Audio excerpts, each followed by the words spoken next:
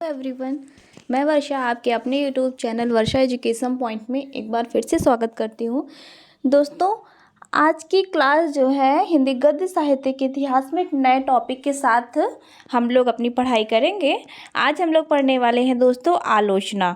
ठीक है, तो बहुत दिनों से दोस्तों मैं भी सोच रही थी कि जल्दी से हम लोगों का उपन्यास कवर हो जाए और इम्पॉर्टेंट प्रश्न भी जो है अच्छे से हो जाए, उसके बाद मैं गद्य साहित्य में आलोचना स्टार्ट करूं। ठीक है, तो दोस्तों आज हम लोग बहुत ही अच्छे से एकदम बेसिक से पढ़ेंगे और दोस्तों आप लोग एकदम लास्ट तक पूरी क्लास देखिएगा। आप लोगों को खुद लगेगा कि हाँ नहीं, एक एक चीज़ मैंने आप लोगों को जो है यहाँ पे कवर कराया हुआ है।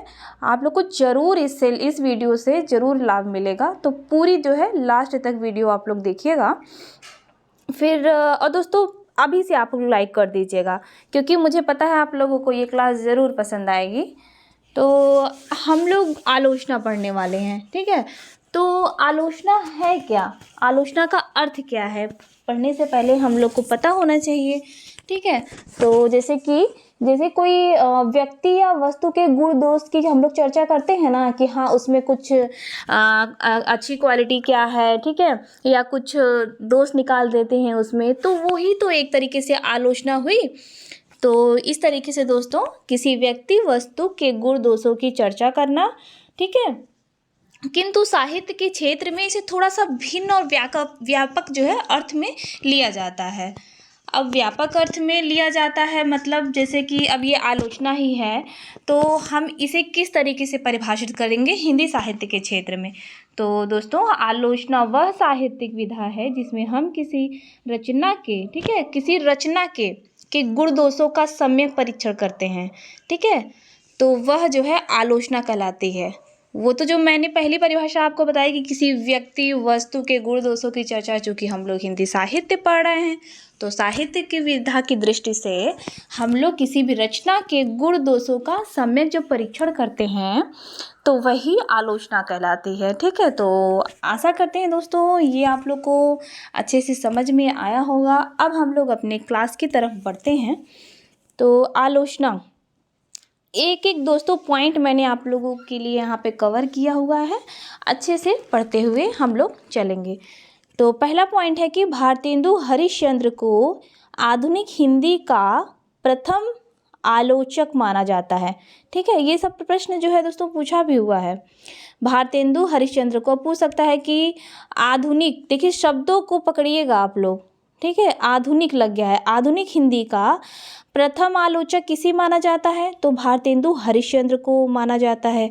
ठीक है, अब दूसरा पॉइंट क्या है कि आधुनिक हिंदी का प्रथम सैद्धांतिक आलोचना, ठीक है, सैद्धांतिक आलोचना भारतेंदुकृत नाटक को माना जाता है। देखिए दोनों में कितना डिफरेंट है ना। अब इसमें पूछा है कि सैद्धांत, पूछा क्या मैंने बताया है, लेकिन ऐसा पूछा जाता है। ठीक है, और इसलिए दोस्तों आप लोग, मैंने बोला ना कि शब्दों को पकड़िएगा, बिल्कुल ही कंफ्यूजन नहीं। सैद्धांतिक देखिए इसमें हिंदी का प्रथम सैद्धांतिक, और इसमें क्या है आधुनिक हिंदी का प्रथम आलोचक। ठीक है, तो भारतेंदु हरिश्चंद्र को माना जाता है आधुनिक हिंदी का प्रथम सैद्धांतिक आलोचना भारतेंदुकृत नाटक, जो कि 1883 ईस्वी में प्रकाशित हुई थी। अब दोस्तों आपके मन में आता होगा कि अब ये आलोचना तो समझ में आ गया, अब ये सैद्धांतिक आलोचना क्या होता है।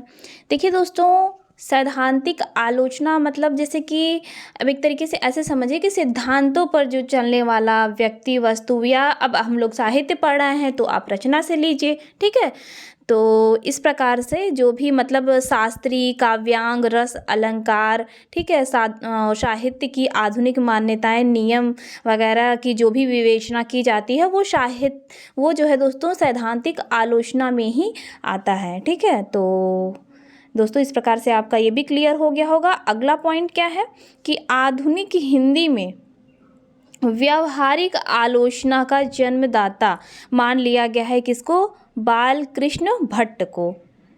देखिए अब देखिए 3 प्रश्न हो गया ना, आधुनिक हिंदी का प्रथम आलोचक, सैद्धांतिक आलोचना। अब ये दोस्तों प्रश्न पूछता है कि आधुनिक हिंदी में व्यावहारिक आलोचना का जन्मदाता किसे माना जाता है, बालकृष्ण भट्ट को माना जाता है। फिर अगला है कि बालकृष्ण भट्ट ने सन 1886 ईस्वी में हिंदी प्रदीप इनकी जो है पत्रिका है, हिंदी प्रदीप में लाला श्रीनिवास दास कृत संयोगिता स्वयंवर नाटक का सच्ची समालोचना शीर्षक से आलोचना की है। ठीक है, बाल कृष्ण भट्ट को देखिए 2 पॉइंट हो गया कि व्यवहारिक आलोचना का जन्मदाता कहा जाता है इनको। और देखिए आप लोग ऐसे पढ़िए, जैसे कि देखिए ये तो अब हो गया व्यवहारिक आलोचना। अब ये बाल कृष्ण भट्ट के बारे में देखिए, अब ये हिंदी प्रदीप है, इन्हीं की है। अब ये कब प्रकाशित हुआ? 1886 में। ठीक है, देखिए 2 चीज़ें कवर हुई। और साथ में अब इन्होंने आलोचना जो है किस शीर्षक पे किया था? तो श्रीनिवास दास कृत संयोगिता स्वयंवर, यानी कि संयोगिता स्वयंवर किसकी जो है रचना है? लाला श्रीनिवास दास की, जो कि नाटक विधा है, और सच्ची समालोचना शीर्षक से आलोचना की है। ठीक है, अब अगला है दोस्तों ये जो है कथन है डॉक्टर बच्चन सिंह जो है का कथन है कि भट्ट जी ने हिंदी के पहले आलोचक हैं और संयोगिता स्वयंवर पर लिखी गई उनकी आलोचना पहली आलोचना है। किसके अनुसार? डॉक्टर बच्चन सिंह के अनुसार बाल कृष्ण भट्ट जी की हिंदी के पहले आलोचक हैं और संयोगिता स्वयंवर जो कि लाला श्रीनिवास दास का है पर लिखी गई उनकी आलोचना हिंदी की पहली आलोचना है, ये बच्चन सिंह जो है मानते हैं। फिर अगला पॉइंट है कि प्रेम घन।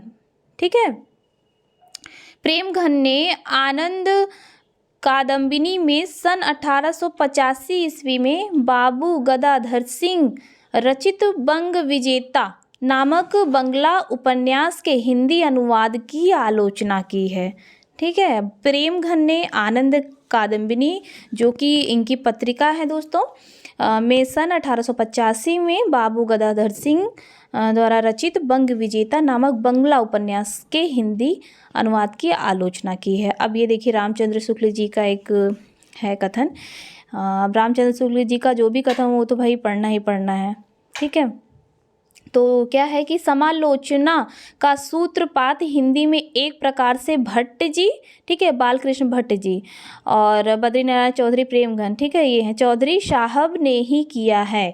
यह किसका कथन है? रामचंद्र शुक्ल जी का। समालोचना का सूत्रपात हिंदी में एक प्रकार से भट्ट जी और चौधरी साहब ने किया है। फिर दोस्तों अब यह आता है कि द्विवेदी युग में तुलनात्मक समीक्षा में विशेष प्रगति हुई। दोस्तों प्रश्न पूछ सकता है कि किस युग में, जैसे भारतेंदु दे दिया, छायावाद दे दिया, हाँ, तो ऐसे पूछ दिया कि किसके युग में तुलनात्मक समीक्षा में विशेष प्रगति हुई है। सबसे पहले तो आपने बताना है कि द्विवेदी युग में तुलनात्मक समीक्षा में विशेष प्रगति हुई है। ठीक है, फिर अगला पॉइंट है कि आधुनिक हिंदी आलोचना में तुलनात्मक आलोचना का जनक किसे माना जाता है? पदम सिंह शर्मा को माना जाता है। मोस्ट इम्पॉर्टेंट है दोस्तों। ठीक है, तुलनात्मक आलोचना का जनक, एक तो देखिए एक चीज़ क्लियर हो गया, तुलनात्मक समीक्षा किस युग में? तो द्विवेदी युग। और आधुनिक हिंदी आलोचना में तुलनात्मक आलोचना का जनक किसे माना जाता है? पदम सिंह शर्मा को जनक माना जाता है तुलनात्मक आलोचना का। क्लियर? सारे पॉइंट दोस्तों जान लीजिए, एकदम बहुत अच्छे अच्छे हैं, बहुत ही अच्छे। अगर आप अच्छे से एक एक पॉइंट जितना मैं यहाँ पे कवर करा रही हूँ ना, एकदम दिमाग में बैठा लेगा ना, तो कोई भी कन्फ्यूजन नहीं होने वाला है आलोचना का। अब देखिए मैं डायरेक्ट ही अब जो रचनाकार हैं उनकी ऐसे ही ला के अगर आप लोगों को बता दूँ, जैसे नंदुलाल वाजपेयी, रामविलास शर्मा, ऐसे बहुत सारे जो आलोचक हैं, तो कोई मतलब नहीं है ना, वो सब तो आप लोग हमेशा से पढ़ते हैं। लेकिन मेरा ये उद्देश्य यही है कि हम लोग जैसे एकदम पूरा शुरुआत से पूरा 0 से 100 तक ऐसे क्रम में पढ़ें। अब चूँकि आलोचना शुरू कर रहे हैं तो जो भी आलोचना से कुछ इम्पोर्टेंट जो पॉइंट होता है जो कि हमें नहीं छोड़ना चाहिए, बिल्कुल अच्छे से पढ़ना चाहिए। देखिए जैसे मैं अभी शुरुआत से आप लोगों को बता रही हूँ, तो ये सब भी बहुत ही इम्पोर्टेंट है दोस्तों। ठीक है, तो सब भी कवर करना है। डायरेक्ट हमें नहीं कि हाँ ये रचनाकार है इनकी आलोचना रट लेना है बस, अरे यार याद नहीं हो रहा है, तो नहीं, सीक्वेंस से पढ़ना है अच्छे से, तब ज़्यादा अच्छा भी लगता है पढ़ने में और आपकी तैयारी तभी कंप्लीट होती है। तो ठीक है, बाकी तो आप लोग खुद ही समझदार हैं कैसे पढ़ना है। तो अगला पॉइंट है कि सर्वप्रथम 1907 की, ठीक है, 1907 ईस्वी की सरस्वती में पदम सिंह शर्मा ने बिहारी और फारसी कवि शेख, ठीक है, शेख सादी की तुलनात्मक आलोचना की है। ठीक है, ये जो है दोस्तों बहुत ही इम्पोर्टेंट पॉइंट है। ठीक है, पदम सिंह शर्मा ने बिहारी और फारसी के प्रसिद्ध कवि कौन, शेख सादी, हाँ, की तुलनात्मक आलोचना की है। अब जहाँ तुलनात्मक आलोचना आ जाए, जहाँ लीजिए पदम सिंह शर्मा जो है उनका नाम आप लोग को तुरंत दिमाग में आ जाना चाहिए। ठीक है, और द्विवेदी युग, ये 3 पॉइंट। अब है क्या कि इसके बाद मिश्र बंधुओं ने हिंदी नवरत्न, जो कि 1910 ईस्वी में प्रकाशित ये जो है रचना है किसकी, मिश्र बंधुओं की। अब मिश्र बंधुओं में दोस्तों कौन 3 भाई हैं, उनका नाम आप लोग कमेंट करके मुझे बताइएगा, और ज़रूर से बताइएगा। मैं जो है नेक्स्ट क्लास में बोलूँगी कि हाँ किसने किसने बताया, क्योंकि देखिए मैं सबका कमेंट पढ़ती हूँ, सबका नाम भी मुझे याद हो चुका है। ठीक है, तो आप लोग जो है कमेंट करके बताइएगा। थोड़ा टाइम लगेगा, कितना टाइम लगेगा, मैसेज आप लोग व्हाट्सअप करते हैं ना, तो वैसे इसमें भी अपना कमेंट कीजिए। मिश्र बंधुओं के तीनों भाई के नाम फटाक से बताइएगा। ठीक है, इसके बाद मिश्र बंधुओं ने हिंदी नवरत्न नामक ग्रंथ में तुलनात्मक मूल्यांकन के आधार पर हिंदी के 9 जो है कवियों का जो है वर्णन किया है। तो देखते हैं 9 कवि कौन है दोस्तों। ये जो है बहुत बार पूछता है कि मिश्र बंधुओं ने हिंदी नवरत्न नामक ग्रंथ में तुलनात्मक मूल्यांकन के आधार पर हिंदी के 9 कवियों का जो है दोस्तों वर्णन किया है श्रेणी क्रम में। अब देखिए कौन कौन से वो 9 कवि हैं, ये 9 कवियों को याद रखना है। ठीक है, सूरदास, तुलसीदास, देव, बिहारी, हाँ, केशव, भूषण और कबीरदास, चंद्रबरदाई, भारतेंदु, हरिश्चंद्र। ठीक है, फिर अगला पॉइंट क्या है कि मिश्र बंधुओं ने देव को बिहारी, देव कौन, रीतिकाल के कवि, मैंने पढ़ाया आप लोगों को। मिश्र बंधुओं ने देव को बिहारी से ऊंचा कवि माना। इसके जो है प्रत्युत्तर में, जवाब में पदम सिंह शर्मा ने बिहारी को बड़ा सिद्ध किया।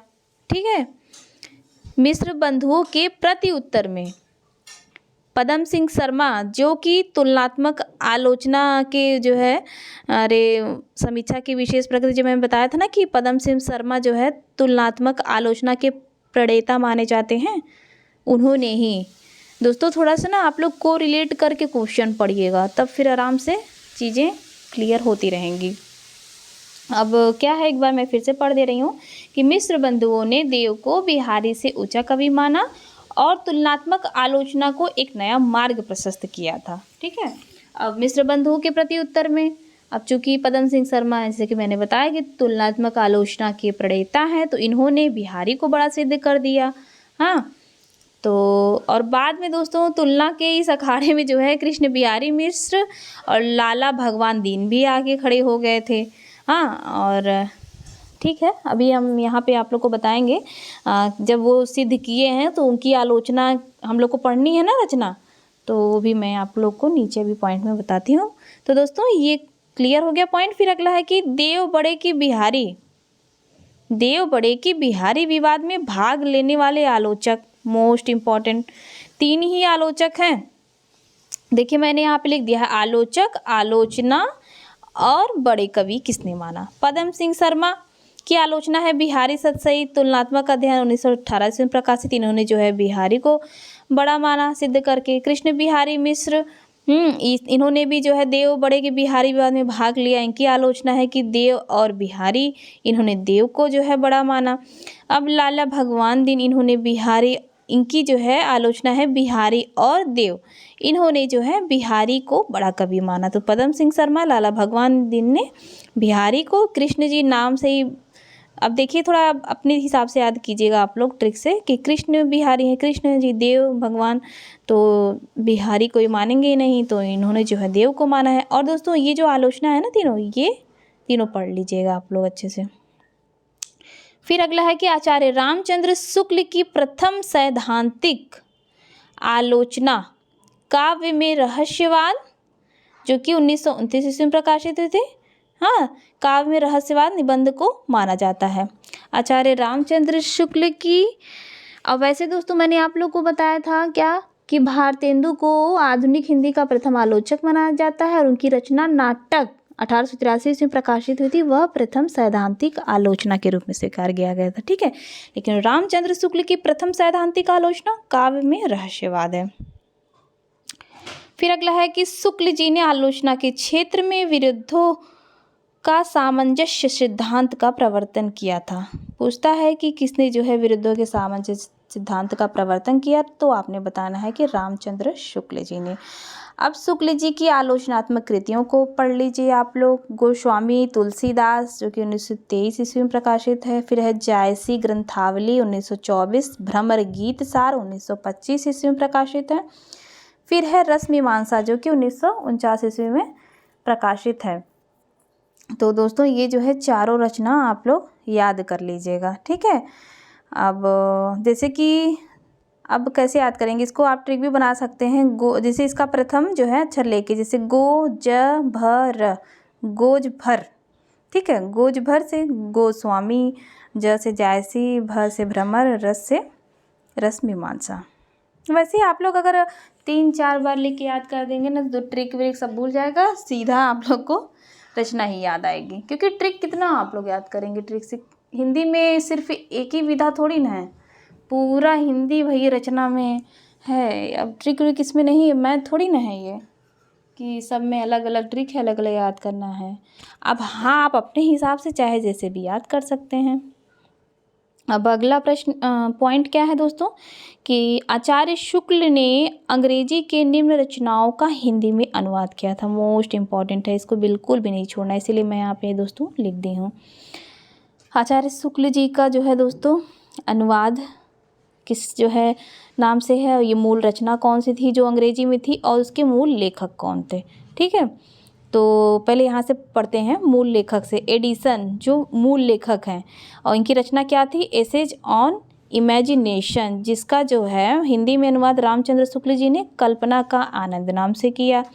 फिर ये अंग्रेजी लेखक हैं जॉन हेनरी न्यूमैन, इन्होंने लिटरेचर, इनकी मूल रचना है, इसका जो है साहित्य नाम से अनुवाद हिंदी में रामचंद्र शुक्ल ने किया। फिर अगला है कि जॉन हेनरी न्यूमैन, ठीक है, इन्हीं की ही है जिसका लिटरेचर है ये मूल रचना। फिर इनकी है अगला रचना की प्लेन लिविंग हाई थिंकिंग।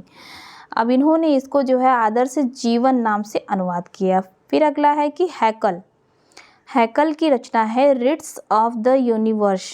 हाँ, इसका अनुवाद विश्व प्रपंच नाम से रामचंद्र शुक्ल जी ने हिंदी में किया था। तो दोस्तों आप लोगों को ये वाला ना एकदम अच्छे से याद कीजिएगा, सारा मूल लेखक, मूल रचना और जो हिंदी के अनुवाद नाम है। अब अगला क्या है, अगला हम लोग श्याम सुंदर दास जी के बारे में पढ़ने वाले हैं।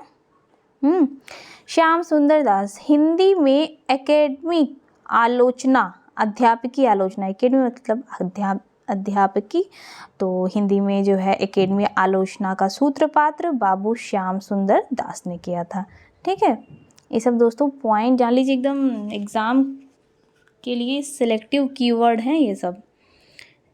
देखिए कितने सारे कन्फ्यूजन आप लोग अगर पहली बार पढ़ रहे होंगे तो बहुत कन्फ्यूजन हो रहा होगा। अगर हम तो कहते भाई कितने भी बार पढ़ो, बट कन्फ्यूजन तो होता ही है, क्योंकि जो है दोस्तों रिवीजन मांगता है। कोई भी जो है हम लोग सब्जेक्ट पढ़ें, चाहे हिंदी हो चाहे कुछ भी, किसी भी एग्ज़ाम की जो भी तैयारी कर रहा हो, रिवीजन अगर नहीं करेंगे ना तो नाम तो सुने होंगे, बहुत ज़्यादा कन्फ्यूजन होगा। पता चला कि तुलनात्मक में पदम सिंह शर्मा का नाम न लेके भारतेंदु जी का नाम ले लिए। अब एकेडमी है तो पदम सिंह शर्मा लिख दिए। तो रिवीजन करते रहिए, एक दिन ऐसा आएगा कि सब जबान पे रट जाएगा। तो हिंदी में दोस्तों एकेडमी आलोचना का सूत्रपात्र बाबू श्याम सुंदर दास ने किया है। सन 1921 में काशी हिंदू विश्वविद्यालय में प्रथम बार हिंदी अध्यापक के रूप में बाबू श्याम सुंदर दास की नियुक्ति हिंदी के अध्ययन और विकास को प्रेरणा देने के उद्देश्य से की गई थी। दोस्तों प्रश्न पूछ सकता है कि काशी हिंदू विश्वविद्यालय में प्रथम बार हिंदी अध्यापक के रूप में किसकी नियुक्ति हुई, तो आपने बताना है किसकी, बाबू श्याम सुंदर दास की। देखिए कितने अच्छे अच्छे पॉइंट हैं। तो अब अगला क्या है, श्याम सुंदर दास के मार्ग निर्देशन में पीताम्बर दत्त बड़थवाल ने हिंदी का प्रथम शोध हिंदी काव्य में निर्गुण संप्रदाय शीर्षक से लिखा है। ठीक है, क्या है भाई, पीताम्बर दत्त बड़कथवाल ने हिंदी का प्रथम शोध हिंदी काव्य में निर्गुण संप्रदाय शीर्षक से किया है। किसके जो है निर्देशन में? श्याम सुंदर दास के निर्देशन में। ठीक है, अब श्याम सुंदर दास के भी आलोचनात्मक ग्रंथ हम लोग जो है पढ़ लेते हैं कि इनका भी पूछता है खूब सारा, और लगभग इनकी सभी आलोचना जो है पूछता है दोस्तों। साहित्य लोचन 1922 ईस्वी में प्रकाशित है। हिंदी भाषा और साहित्य 1930 ईस्वी में। भाषा विज्ञान 1923 ईस्वी में। अब है रूपक रहस्य 1931 ईस्वी में प्रकाशित है। फिर अगला है कि हिंदी भाषा का विकास जो कि 1924 ईस्वी में। अगला है भाषा रहस्य 1935 ईस्वी में प्रकाशित है। ये सब दोस्तों आप लोग को रचना पढ़ने के साथ साथ ये एकदम बिल्कुल ध्यान रखना है कि हम लोग ये कौन सी विधा पढ़ रहे हैं। देखिए अभी तो समझ में आ रहा है, चलिए हम पढ़ा रहे हैं आप लोग को आलोचना है, लेकिन जब सब आप लोग पढ़ लेंगे ना, निबंध, आलोचना, नाटक, उपन्यास, कहानी, तो विधा ही बहुत कन्फ्यूजन हो जाती है यार कौन सा था, तो आप लोग को ये भी याद रखना है। और ठीक है, तो दोस्तों आज की क्लास जो है यही समाप्त करते हैं। दोस्तों आज की क्लास कैसी लगी प्लीज़ कमेंट करके ज़रूर बताइएगा।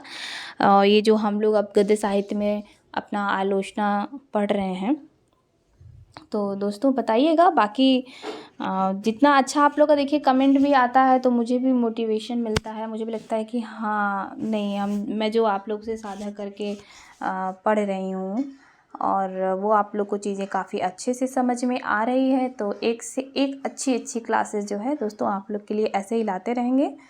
तो अच्छे से पढ़ाई करते रहिए दोस्तों। आज की क्लास यही समाप्त करते हैं, तब तक के लिए धन्यवाद।